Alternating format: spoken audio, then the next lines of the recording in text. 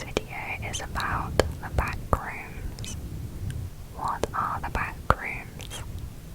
The backrooms is an internet urban legend that began with a post on a website, 4chan, in 2019. An anonymous user asked for others to post disquieting or unsettling images that just felt off. This was their first image.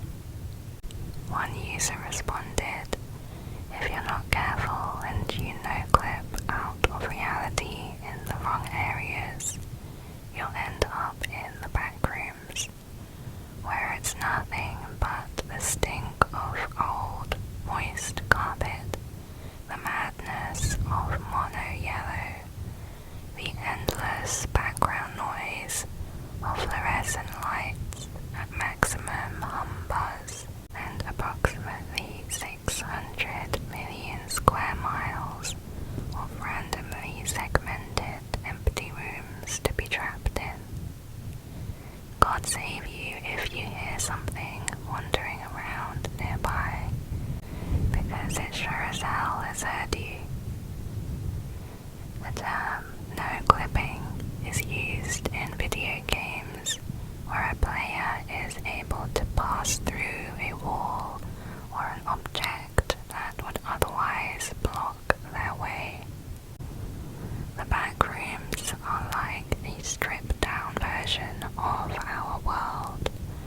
Remove all the furniture, decor, glitz and glam of any office, store or apartment, and you'll get a place that resembles the backrooms. Entering the backrooms is comparable to stumbling into a part of a video game map that wasn't completely developed, or was developed but simply fell apart. You're not supposed to be there, you weren't meant to see it, yet you are, and this impossibility causes the glitch in which the backrooms recur infinitely. This realm is said to be out of the boundaries of the real world and can only be accessed through no clipping, accidentally or on purpose. Time does not work the same, and there may be dangerous entities lurking in the shadows. Over the years, users have reported the discovery of different levels to the backrooms, varying in characteristics and survival difficulty. So how do you enter the backrooms? There is no definite way to enter the backrooms, and it may happen randomly.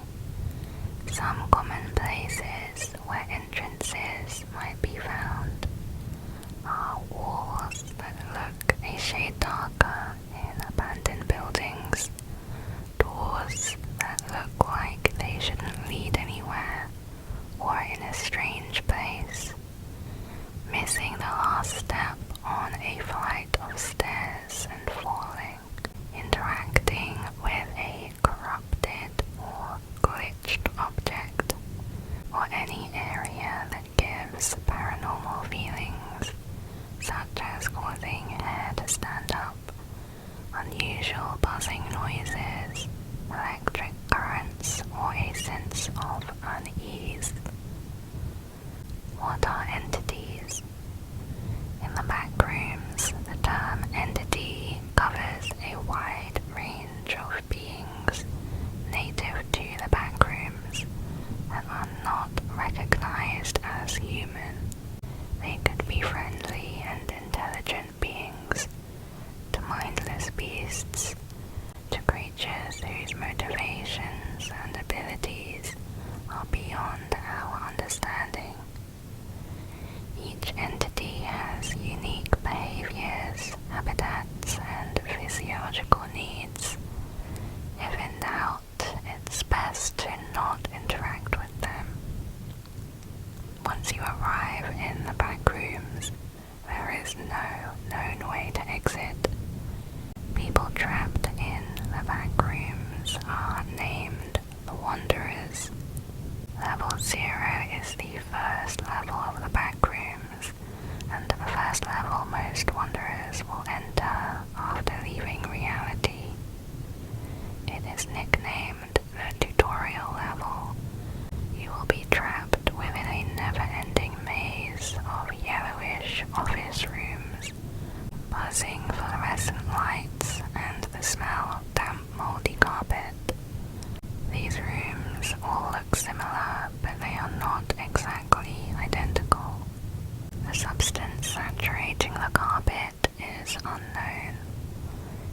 is not water and is not safe to consume.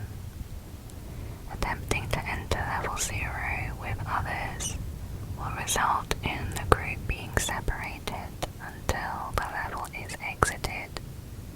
In terms of difficulty, this level is classed as a 1. It is safe, secure, with minimal entities. Although it is common to experience hallucinations, which could involve the buzzing sounds from the lighting increasing to a deafening volume, then abrupt silence. The sudden appearance of doors and stairs, hearing human-like speech in an unknown language, or seeing movement in your peripheral vision, such as insects crawling underneath the wallpaper, which disappear once you look directly at it. Linear space is altered. You can walk in a straight line and return to your starting point. Retracing your steps will lead to a different set of rooms than the ones already passed through. This and the similarities between rooms makes navigation extremely difficult. Compasses and GPS devices do not work, while radio communications become distorted and unreliable. Despite the fact that this is the primary entrance to the backrooms, contact with other individuals has never been reported here. It is estimated that a large number of wanderers have died on this level, caused by dehydration, starvation, or psychological trauma due to sensory deprivation or isolation. However, no corpses have ever been found.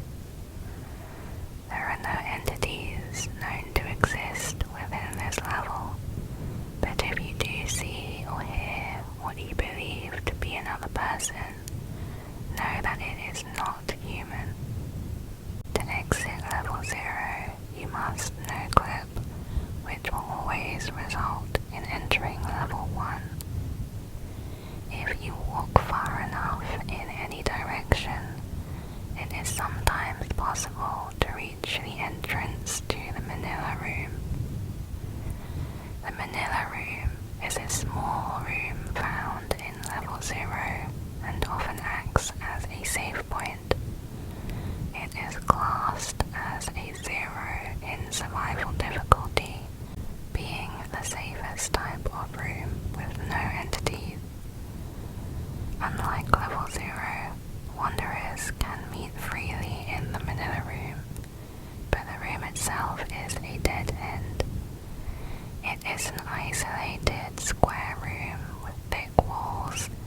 It has minimal furniture, which can vary, usually with no more than a table, chair, and up to 4 entrances.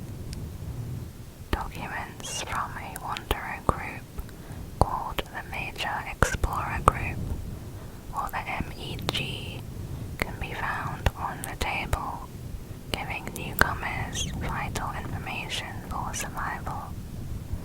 Although these documents do occasionally disappear when the room changes and need to be replaced by the group. The lighting in the Manila Room is nearly identical to the rest of level 0 and produces the same buzzing noise. However, the brightness of these lights fluctuates, causing occasional periods of darkness. Entities have never been seen in the Manila Room. However, knocking and banging noises have been reported coming from within the walls, leading some to believe one or more entities may be present. The loudest noises are reportedly during periods when the lights are turned off. Also found in level 0 was a phenomenon known as a torment.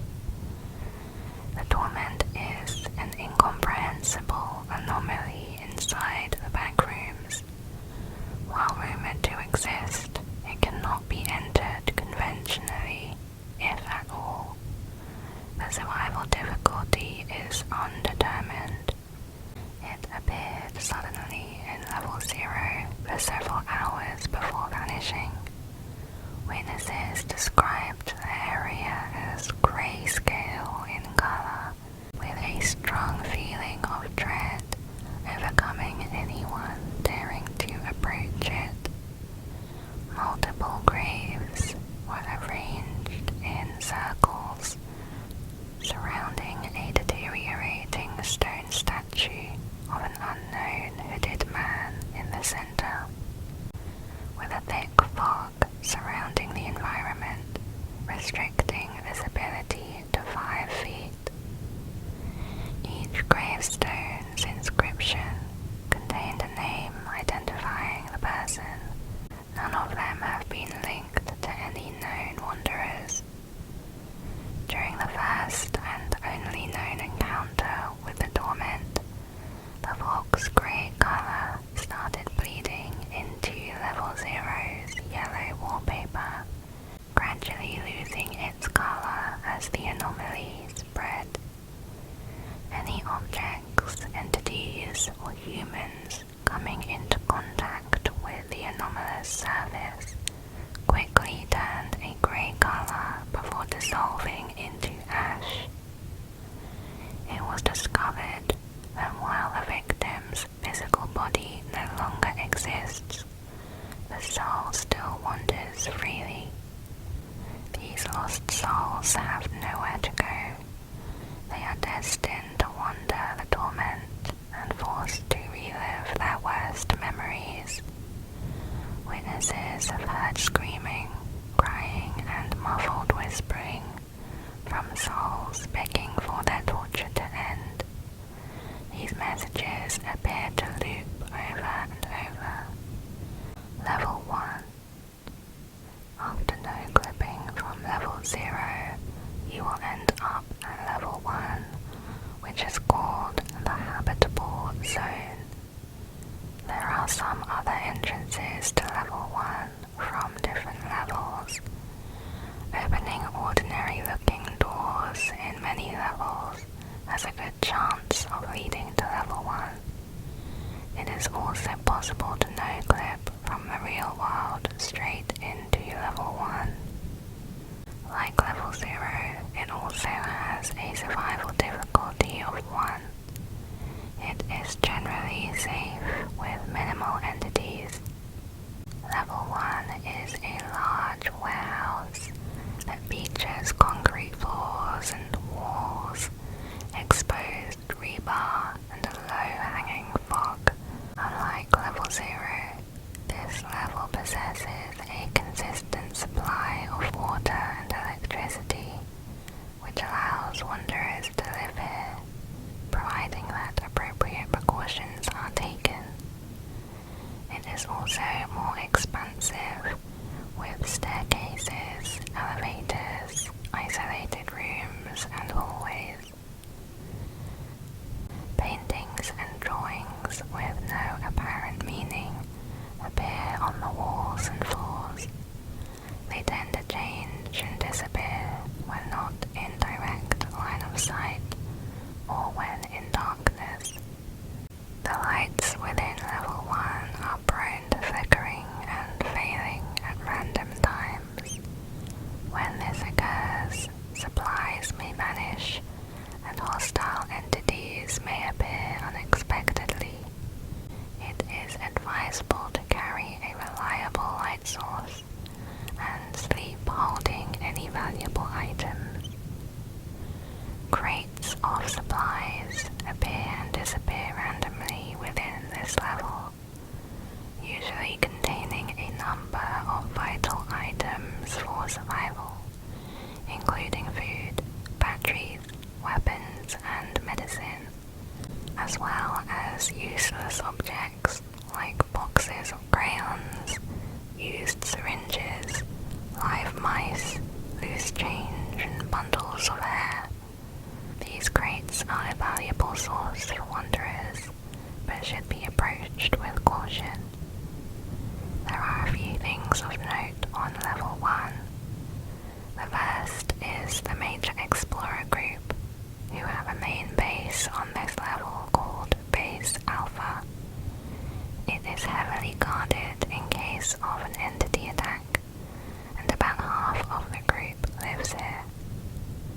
Also on level 1, you will find a small diner named Tom's Diner. Tom is a wanderer who had previously been a chef in the real world. Trader's Keep and Trader's Vault. Next, there is a makeshift city complex named Trader's Keep, run by another wanderer group named the BNTG, short for Backrooms Non-Aligned Trade Group, in which over 400 wanderers live. Within the complex, there is a hallway named Trader's Vault. It is a long corridor of storage rooms with garage doors. When first discovered, each room was filled with random objects and items until the BNTG took it over for storing supplies that are given to wanderers in need. Each door is labeled with its contents, such as food or weapons. It has been noted that random objects keep disappearing and reappearing into other storage rooms. Completely new items will also appear out of nowhere. The only item that has never moved is a light blue 1952 Ferrari. It is unknown why this car doesn't disappear like the other objects. Entities do sometimes spawn here, although the rate is much lower than the rest of level 1. Trader's Vault is heavily guarded by the BNTG and has often been attacked by a group called the Cartographers Republic in an attempt to steal its supplies, although these attacks have been unsuccessful. The Hub. The Hub is an enigmatic level of the Backrooms found on level 1. Enigmatic levels are areas which do not have an ordinal placement. They have particularly strange and mysterious properties. The Hub has a survival difficulty of 0. It's a safe place for any wanderer looking to pass through or live in. Here's a photo of the Hub. It's an infinite, dimly lit underground road tunnel that seems to have no end. The flooring of the tunnel system is a dry asphalt road with 3 sections of yellow lines. The walls are lined with large slabs of concrete, with seams between each slab. Bright yellow industrial lights also line these walls, illuminating the Hub into this orange hue. The Hub usually twists left, right, up and down, causing the layout to be wonky in some areas. However, due to its linear path, it's fairly easy to travel through. The Hub appears to be completely devoid of sound. In most areas, the Hub is lined with large concrete doors on either side, sorted into rows, each bearing a strange, unrecognizable symbol carved above the door. They are not numbered or labeled with anything else, and the order of the doors does not correspond to the order of levels. Most doors are locked and cannot be opened without its respective level key.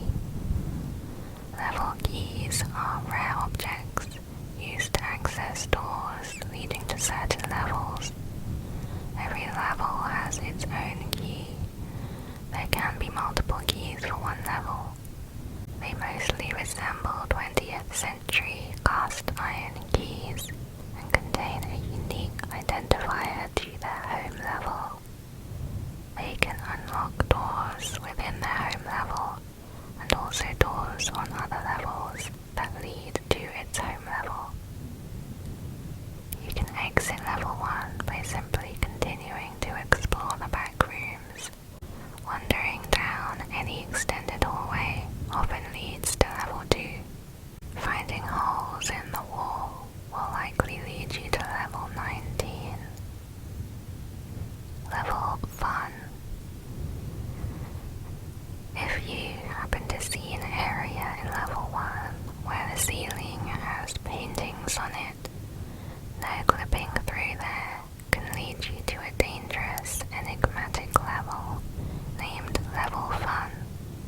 which is inhabited by deadly entities named the partygoers. The partygoers are tall, bipedal creatures with a smooth, leathery skin. They are typically bright yellow, but can be bright red, green, blue, or white. They have no other functional features, with the exception of a cartoonish smile carved into their face. They are highly intelligent and can operate complex machinery and travel to nearly any level of the backrooms to search for prey.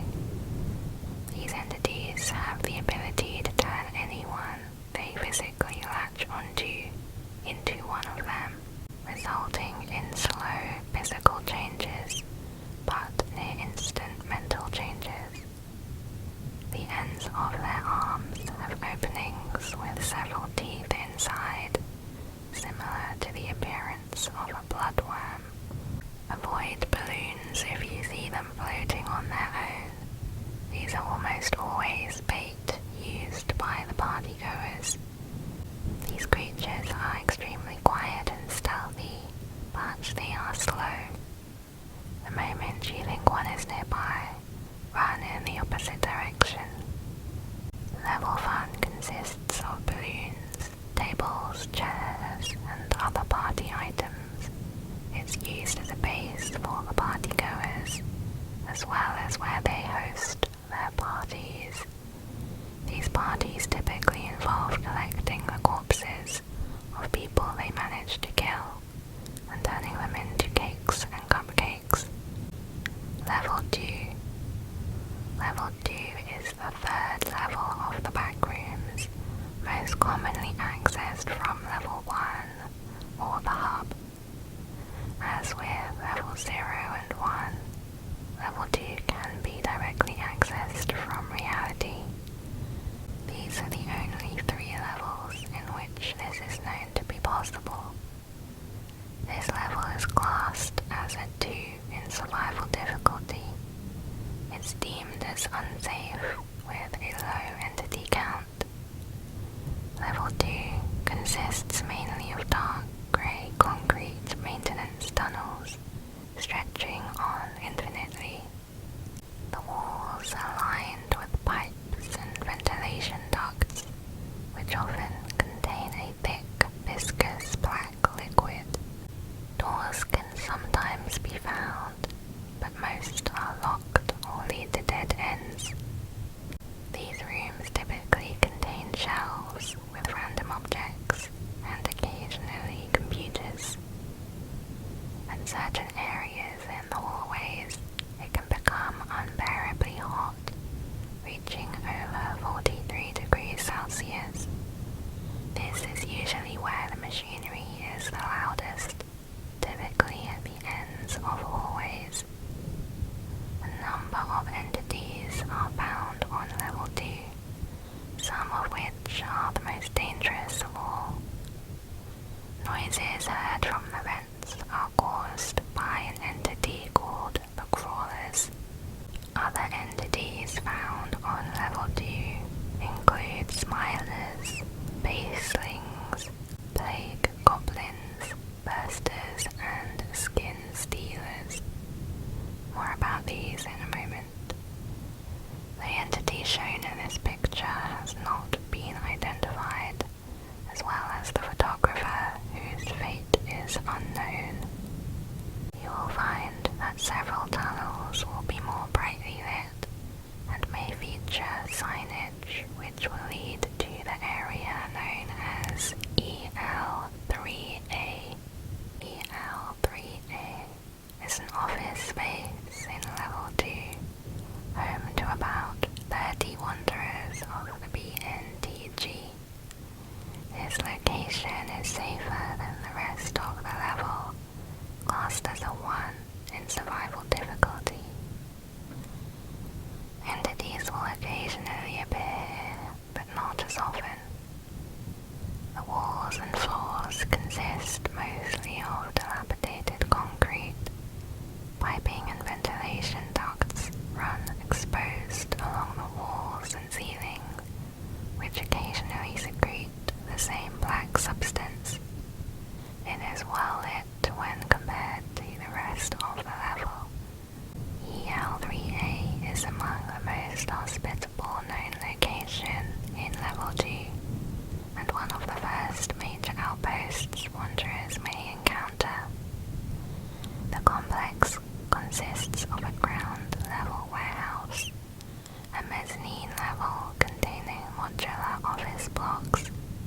and also a break room. The total area is similar to a small warehouse of the real world. This outpost is used as a storage and distribution site, and is always packed with objects collected from levels 2 and 3. Its inventory ranges from electronics, furniture, tools, and clothing.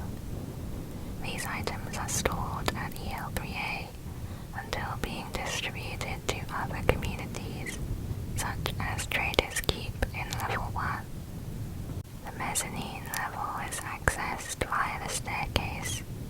The offices there are used as semi-private accommodation for the occupants and visitors. The mezzanine also contains the break room, which is the primary source of food for wanderers here. It's furnished with tables, chairs, and vending machines, which provide snacks and drinks without requiring payment. These machines restock automatically every 72 hours. How to exit level 2? Not all the doors on level 2 are locked or lead to dead ends. Some can lead into level 3, level 4, or even back to level 1. If you come across a strangely proportioned, multicolored door that's unlocked, it will lead you to level 283. Entities. Let's talk about those entities I mentioned earlier. Crawlers are the collective name for all those affected by a certain anomalous species of fungus. The crawler fungus spreads to humans through liquid and thrives in warm, dark, and damp places. It spreads easily to small animals and insects. Here is an infected spider. Once these animals reach its final stage of the infection, they will become extremely aggressive and will attempt to spread the fungus. You may be bitten by an infected individual, which means the fungus has already spread to you. There is no known cure. Crawler fungus can be characterized by a white build-up over the body. Once humans are infected, the fungus will take over in 12 minutes. In the final stage, the infected person will sever the bottom half of their body at the waist level, using their sharpened nails to tear their flesh and begin to use their arms to crawl. They will now have increased levels of sight and hearing capability. All the fungus on the exterior of the body will spontaneously combust, burning and removing several layers of skin. Smilers. Smilers can be identified by their signature reflective eyes and teeth that glow in the dark. The best way to escape a smiler is to keep eye contact. Smilers tend to reside in dark areas. Their base is known as the smiling room. The smiler is attracted to light, so throwing a light source would be the best distraction for escape. The entity will only start to attack if you panic and run, or if a loud noise is made. Keep eye contact and move away slowly. Facelings. Facelings are faceless people that roam the backrooms. There are multiple types with varying levels of hostility. They are one of the most populous entities in the backrooms, and likely one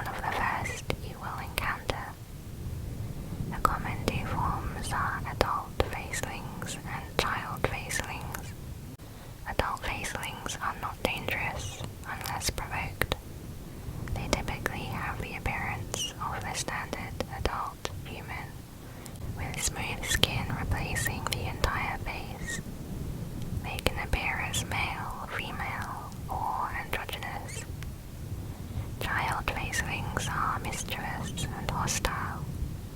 They often appear in groups of 2 or 3 and will torment and attempt to kill wanderers they encounter. They are usually female and carry small, sharp objects, pieces of metal or small knives. However, they are not always deadly and will sometimes just try to scare wanderers. Clumps. Clumps are strange, dangerous bundles of limbs, capable of tremendous speed and agility. Their preferred habitat are spaces which are small in comparison to their size, with the largest recorded specimen being about 3 feet. Clumps seem to be in a constant state of hunger, roaming levels in search of prey. When within 8 feet, clumps will stretch out their longest limb in attempt to capture their prey and then bring it towards their center to reveal a mouth filled with razor-sharp teeth. The prey will be eaten. However, for unknown reasons, they rarely attack right away and may even ignore wanderers completely. Hounds. Hounds are humanoid, dog-like creatures that crawl on all fours and maul anyone that provokes them. They are highly aggressive to humans, but can be intimidated by direct eye contact. This won't work for long, however it should be enough time to make a run for it. If you hear a growling noise, it's safest to stay out of sight of a hound. Death moths. Death moths are giant moths. While the male death moths are mostly harmless and possibly even tameable, the female moths are several times larger. They can spit acid and are hostile. Death moths are attracted to light, so if you hear the fluttering of wings nearby, make sure to put any light source out. Smaller death moths inhabit level 2, level 3 and level 5, but the larger and more dangerous ones only appear in level 5, where their hive is located and where the king and queen are. Wretches. Wretches are human-like skeletal entities, often described as zombies with reddish-brown skin. Wretches reside in the shadows wherever humans are gathered. They themselves were once human. The process of transformation into a wretch is not completely known, but seems to be related to hunger, thirst, and lack of sleep. Isolation is thought to accelerate the process, judging by the high concentration of wretches in unexplored or dangerous areas. After several weeks, the process causes nails and teeth to fall out, often regrowing somewhere else in unnatural quantities and size. Eyelids, lips, and cartilage dissolve, forcing the eyes to remain open constantly. It's unknown if the consciousness of the original victim remains at this stage. Wretches constantly ooze a brown substance from their mouths and other orifices. Weaker wretches exist, and the majority possess superhuman strength, often able to break through walls, despite their fragile appearance. Plague goblins. Plague goblins are small, elusive entities resembling a cross between a cat and a bird. They are opportunistic, pack-based foragers that, while usually timid and inoffensive, can be a major nuisance for wanderers, especially those who travel alone. One plague goblin will usually flee at the sight of humans. They can run at speeds of up to 50 miles per hour. However, it's not uncommon for groups to try and steal from unsuspecting individuals when given the chance. These groups typically range from 9 to 27 members and are referred to as a swindle. Swindles will tend to appear within the surrounding area of an entry point to a level. Bursters. Bursters appear to be somewhat humanoid. They crawl on all fours to move across the halls of the backrooms, with their back legs further stretched out, similar to a dog's legs. On the back of the bursters are many calluses that explode with acidic fluids when agitated or when hunting prey. The bursters will stay mostly docile in a fetal position, but when a living creature comes near, the calluses on its back will burst, causing an explosion of acid to spray into the victim's face. After this, the burster will wait for the acid to kill the victim, which it usually does. If the victim survives, the burster will continue to spray acid until they have succumbed to shock. The burster will then consume the victim. When a burster is hurt by its own acid or by other means, they will begin to harden their skin in a cocoon-like material. These cocoons can be broken with enough force, causing the burster to die. They are also vulnerable to water. Skin stealers. Skin stealers are large humanoid entities that can wear the skin of their victims as a disguise. Skin stealers are tall, pale yellow humanoids with sunken white eyes.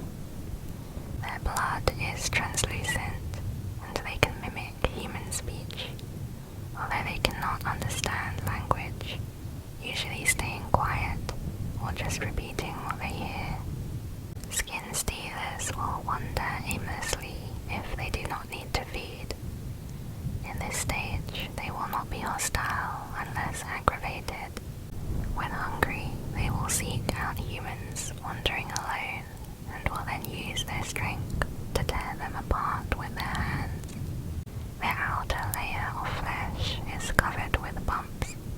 These bumps pump blood and nutrients into the skin they are wearing to make it feel warm and alive, as well as prevent decomposition. It also heals the skin, hiding any cuts that may identify a real human. After around 24 hours, the skin will be digested through the surface of the skin stealer. All of these entities are found in many different levels of the backrooms, including level 2. That is all for this video.